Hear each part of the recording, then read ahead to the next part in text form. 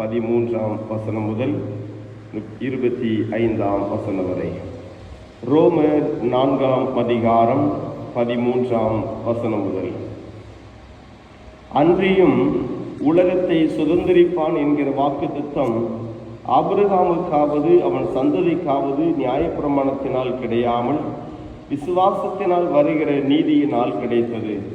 நியாயப்பிரமாணத்தை சார்ந்தவர்கள் சுதந்திரவாளிகளானால் விசுவாசம் வீணாய்ப்போம், வாக்குத்தத்தமும் அவமாகும். மேலும் நியாயப்பிரமாணம் கோபாக்கினை உண்டாக்குகிறது, நியாயப்பிரமாணம் இல்லாவிட்டால் மீறுதலும் இல்லை.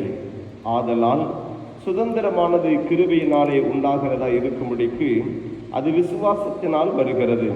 நியாயப்பிரமாணத்தை சார்ந்தவர்களாகிய சந்ததியாருக்கு மாத்திரமல்ல, நம் எல்லாருக்கும் தகப்பனாகிய ஆபிரகாமுடைய விசுவாசத்தை சார்ந்தவர்களான எல்லா சந்ததியாருக்கும் அந்த வாக்குத்தத்தம் நிச்சயமாயிருக்கும்படிக்கு அப்படி வருகிறது.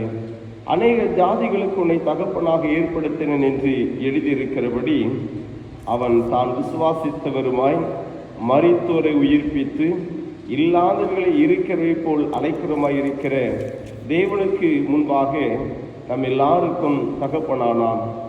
உன் சந்ததி இவ்வளவாய் இருக்கும் என்று சொல்லப்பட்டபடியே தான் அநேக ஜாதிகளுக்கு தகப்பனாவதை நம்புகிறதற்கு ஏதுவில்லாதிருந்தும் அதை நம்பிக்கையோடே விசுவாசித்தான். அவன் விசுவாசத்திலே பலவீனமாயிருக்கவில்லை.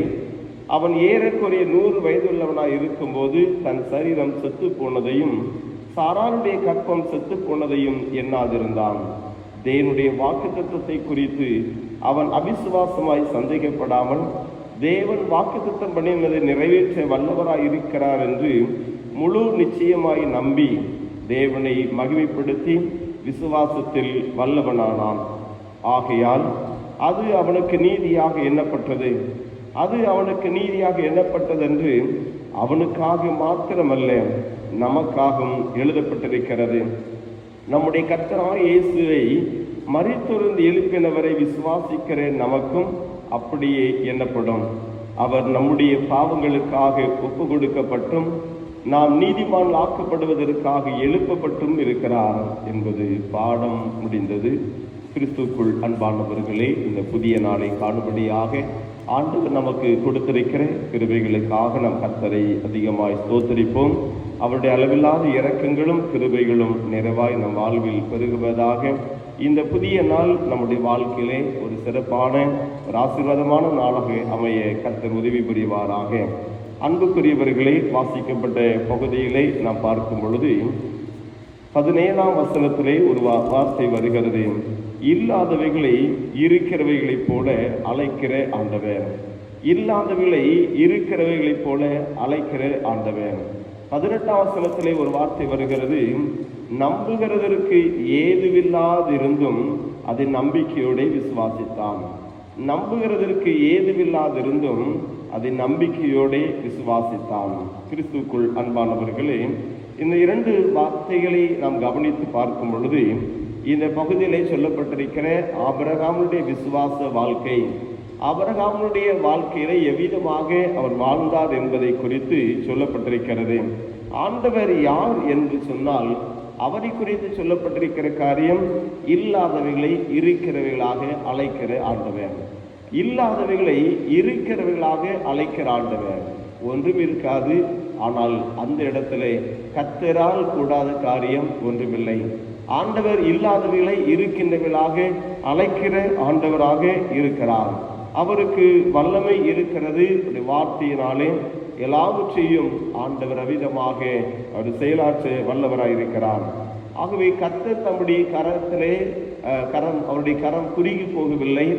அவர் தன்னுடைய நிலைகளிலே அவர் இன்றும் நேற்றும் என்றும் மாறாதவராகவே இருக்கிறார்.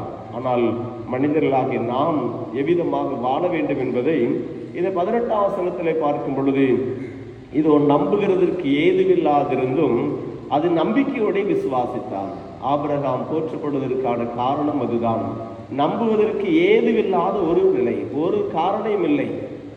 சுற்றிலும் பார்க்கும் பொழுது நம்புவதற்கு நடப்பதற்கு சாத்தியக்கூறே இல்லை. ஆனால் அதை நம்பிக்கையோட விசுவாசித்தான். இதுதான் ஆபிரகாமுடைய ஒரு விலையேற பெற்ற ஒரு சிறந்த ஒரு குணாதிசயம். ஆண்டவரை நம்பினாரே தவிர உலகத்தின் சூழ்நிலைகளை பார்த்து அவர் அவ்விதமாக வேறு விதமாய் காணப்படவில்லை.